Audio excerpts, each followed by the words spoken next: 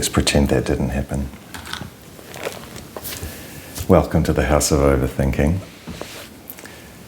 It's nearly time for sleep, and that means it's time for you to listen to a story to get you in the mood. Tonight, we'll be reading The Emperor's New Clothes from The Wild Swans and Other Stories by Hans Christian Andersen.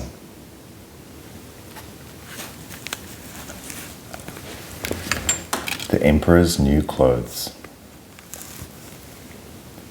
Many years ago, there was an emperor who was so very fond of new clothes that he spent all his money on dress.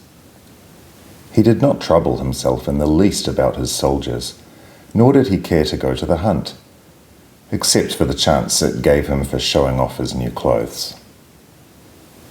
He had a different suit for each hour of the day. As of any other king or emperor one is in the habit of saying, "He is sitting in council," it was always said of him, "The emperor is sitting in his wardrobe."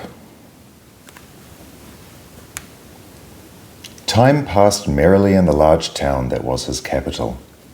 Strangers arrived at the court every day.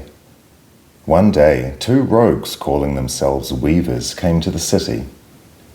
They let it be known that they could weave stuffs of the most beautiful colours and patterns, but they said the clothes they made could not be seen by anyone who was either stupid or unfit for the office he held.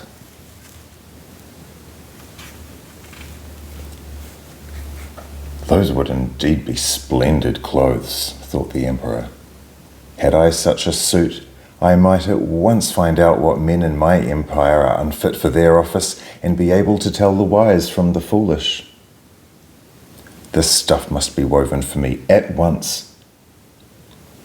And he caused large sums of money to be given to the weavers that they might begin their work at once. So the rogues set up 2 looms and made a show of working very busily, though in truth they had nothing at all on the looms. They asked for the finest silk and the purest gold thread, put both into their own knapsacks, and then went on with their pretended work at the empty looms until late at night. "I should like to know how the weavers are getting on with my cloth," thought the emperor after some time. He was, however, rather afraid to go to see when he remembered that a stupid person, or one unfit for his office, would be unable to see the stuff. "To be sure," he thought, "I have nothing to risk myself, but yet I would like better to send somebody else to bring me news about the weavers and their work." All the city had heard of the wonderful property the cloth was to have, and all wished to learn how unfit for their office and stupid their neighbours were. "I will send my faithful old minister to the weavers," said the emperor at last. "He will be best able to see how the cloth looks, for he is a man of sense, and no one can be better fitted for this post than he is." So the faithful old minister went into the hall where the knaves were working with all their might at their empty looms. "What can be the meaning of this?" thought the old man, opening his eyes very wide. "I can't see the least bit of thread on the looms." However, he did not speak aloud. The rogues begged him to be so good as to come nearer, and then asked whether the pattern pleased him, and whether the colours were not very beautiful, pointing at the same time to the empty frames. The poor old minister looked and looked. He could see nothing on the looms, for there was nothing there. "What?" thought he. "Is it possible that I am silly? I have never thought so myself, and no one must know it now."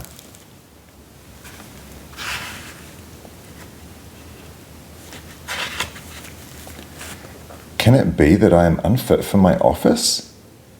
It will never do for me to say that I could not see the stuff." "Well, Sir Minister," said one of the knaves, still pretending to work, "you do not say whether the stuff pleases you." "Oh, it's very fine," said the old minister, looking at the loom through his glasses. "The pattern and the colours are wonderful. Yes, I will tell the emperor without delay how very beautiful I think them." "We're glad they please you," said the cheats, and then they named the different colours and told him all about the pattern of the pretended stuff. The old minister paid close attention that he might repeat to the emperor what they said. Then the knaves asked for more silk and more gold, saying it was needed to finish what they had begun. Of course, they put all that was given them into their knapsacks and kept on before working busily at their empty looms. The emperor now sent another officer to see how the men were getting on and to find out whether the cloth would soon be ready. It was just the same with him as with the first. He looked and looked, but could see nothing at all but the empty looms. "Isn't it fine stuff?" asked the rogues. The minister said he thought it beautiful. Then they began as before, pointing out its beauties and talking of the patterns and colours that were not there. "I surely am not stupid," thought the officer. "It must be that I'm not fit for my post. It seems strange. However, no one shall know it." So he praised the stuff he could not see and said he was delighted with both colours and patterns. "Indeed, Your Majesty," said he to the emperor when he gave his report, "the cloth is very beautiful." The whole city was talking of the splendid cloth that the emperor was having woven. Now that the emperor thought he would like to see the cloth while it was still on the loom. He took with him a chosen number of officers, among whom were the 2 honest men who had already admired the cloth. They went to the cunning weavers, who, when aware of the emperor's approach, went on working more busily than ever, while they did not pass a single thread through the looms. "Is it not very beautiful?" said the 2 officers who had been there before. "If Your Majesty will only be pleased to look at it, what a splendid pattern! What glorious colours!" And at the same time they pointed to the empty looms, for they thought that everyone else could see the cloth. "How is this?" said the emperor to himself. "I can see nothing. Oh, this is dreadful. Am I a fool? Am I unfit to be the emperor? That would be the worst thing that could happen to me. Oh, the cloth is very charming," he said aloud. "I'm very pleased with it." He smiled most graciously and looked closely at the empty looms, for he would not say that he could not see what 2 of the officers of his court had praised so much. All those who were with him now looked and looked, but they could see nothing any more than the others. Nevertheless, they all exclaimed, "Oh, how beautiful!" and said that His Majesty should have some new clothes made from this splendid stuff for the coming procession. "Grand, charming, excellent," were heard on all sides, and everyone seemed greatly pleased. The emperor showed how pleased he was by making the rogues knights, and giving them the title of gentlemen weavers to the emperor. The 2 rogues sat up the whole of the night before the day of the procession. They had 16 candles burning so that everyone might see how hard they were working to finish the emperor's new suit. They pretended to roll the cloth off the looms. They cut the air with great scissors and sewed with needles without any thread in them. "See," cried they at last, "the emperor's new clothes are ready." Now the emperor with all the great men of his court came to the weavers. The rogues raised their arms as if holding something up and said, "Here are Your Majesty's trousers. Here is the scarf. Here is the mantle. The whole suit is as light as a cobweb. You might fancy you had nothing on at all when dressed in it. That, however, is the great virtue of this fine cloth." "Yes, indeed," said all the courtiers, although not one of them could see anything, because there was nothing to be seen. "If Your Majesty will be pleased to take off your clothes, we will fit on the new suit in front of the looking-glass," said the cheats. The emperor took off his clothes and the rogues pretended to put on him each article of his new suit. The emperor turned round and round from side to side before the looking-glass. "How splendid His Majesty looks in his new clothes, and how well they fit," everyone cried out. "What a pattern! What colours! These are indeed royal robes." "The servants are waiting outside with the awning which is to be borne over your Majesty in the procession," said the chief master.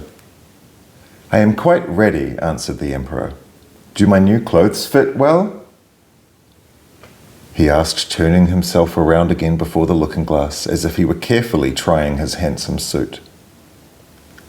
The lords of the bedchamber, who were to carry His Majesty's train, felt about on the ground as if they were lifting up the ends of the mantle, and walked as if they were holding up a train, for they feared to show that they saw nothing, and so be thought stupid or unfit for their office.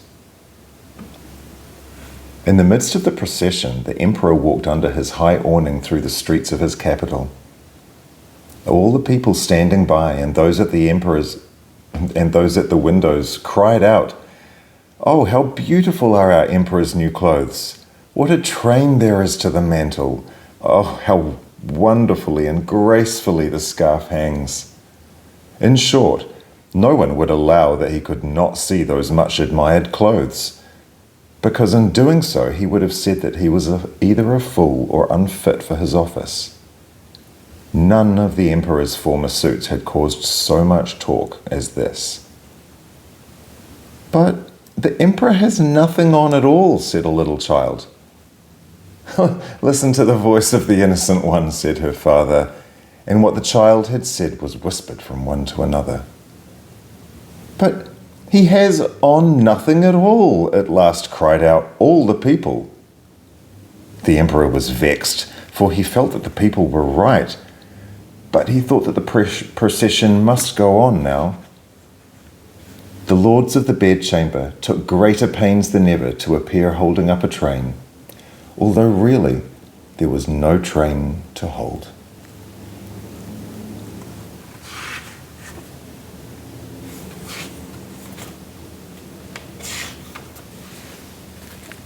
And here's the emperor, showing off his beautiful suit, which is made of nothing but deception and vanity in the end. Good night.